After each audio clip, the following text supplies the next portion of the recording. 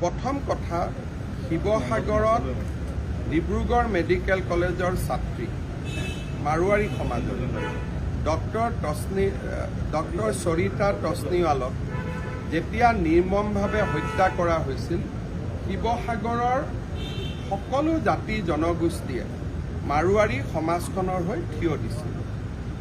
আজি যিটো ঘটনা সংঘটিত হৈছে এজনী ছোৱালীক আৰু সাধাৰণতে ছোৱালীৰ লগত যদি কিবা ঘটনা হয় তেতিয়া ৰাইজৰ ক্ষোভ হোৱাটো স্বাভাৱিক আৰু এই ক্ষোভে দুইটা সম্প্ৰদায়ৰ মাজত অসমীয়া আৰু মাৰোৱাৰী সম্প্ৰদায়ৰ মাজত সমন্বয়ৰ সাঁকোডাল ভাঙি দিয়াৰ এটা পৰিৱেশ সৃষ্টি হৈছে। গতিকে এই ক্ষেত্ৰত ৰাইজে সুন্দৰভাৱে বুজাবুজি কৰি সমস্যাটো সমাধান কৰিছে। মই ভাবোঁ যে ইয়াক আমি মান আৰু সন্মানৰ প্ৰশ্ন হিচাপে ল'ব নালাগে, যিহেতু ইয়াত এগৰাকী ছোৱালীৰ কথা জড়িত হৈ আছে। যদি ছোৱালীৰ কথা জড়িত নহ'লহেঁতেন, চান্দা বৰঙণিৰ কথা থাকিলহেঁতেন, তেতিয়াহ'লে আমি তাত সজোৰে মাত মাতিলোঁ। কিন্তু চান্দা বৰঙণিৰ কাৰণে এইটো ঘটনা হোৱা নাই, ছোৱালী এজনীৰ কাৰণে ঘটনা হৈছে। আৰু শিৱসাগৰৰ অসমীয়া সমাজখনে মাৰোৱাৰী সমাজৰ ছোৱালী এজনীৰ লগতো যেতিয়া দুৰ্ঘটনা হৈছিল তেওঁলোকৰ লগতো অসমীয়া সমাজখন থিয় দিছিল।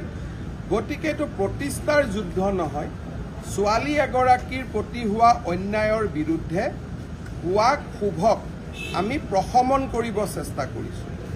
গতিকে এই বিষয়টোক আপোনালোকে যদি আঁঠু কাঢ়িলে, আঁঠু কাৰ ওচৰত কাঢ়িছে? ৰাইজৰ ওচৰত। ৰাইজতকৈতো ডাঙৰ কোনো নাই। গতিকে ই কোনো প্ৰতিষ্ঠাৰ বিষয় নহয়।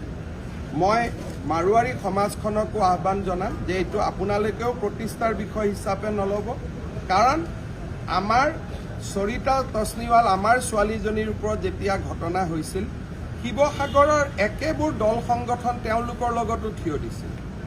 আৰু যোৱাকালি গোটেইকেইটা দল সংগঠনে কৈছে যে আজিৰ পৰা আমাৰ একো নাই, আমি যেনেকৈ আছিলোঁ আমি তেনেকৈ হৈ গ'লোঁ। গতিকে মই ভাবোঁ যে এই ক্ষেত্ৰত ৰাজনৈতিক বিতৰ্ক কৰিব নালাগে। চান্দা বৰঙণিৰ যদি কথা হ'লহেঁতেন তেতিয়া আমি কোনো ক্ষেত্ৰতে এইটো কথা নকলোহেঁতেন।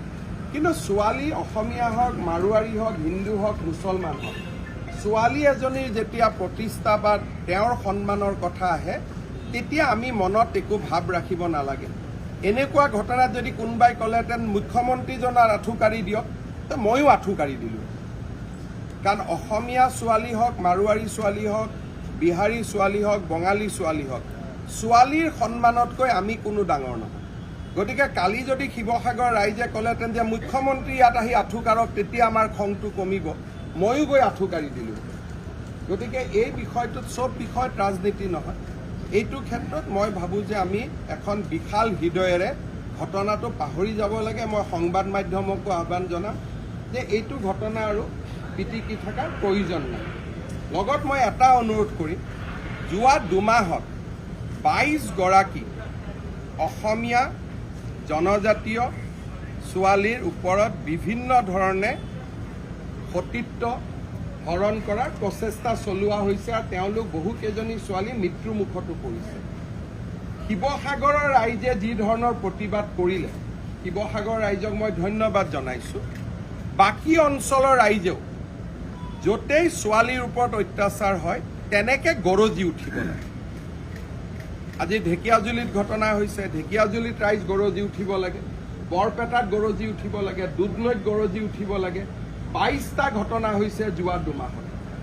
গতিকে শিৱসাগৰৰ ৰাইজৰ পৰা আমাৰ নামনি আৰু মধ্য অসমৰ ৰাইজেও শিকিব লাগে।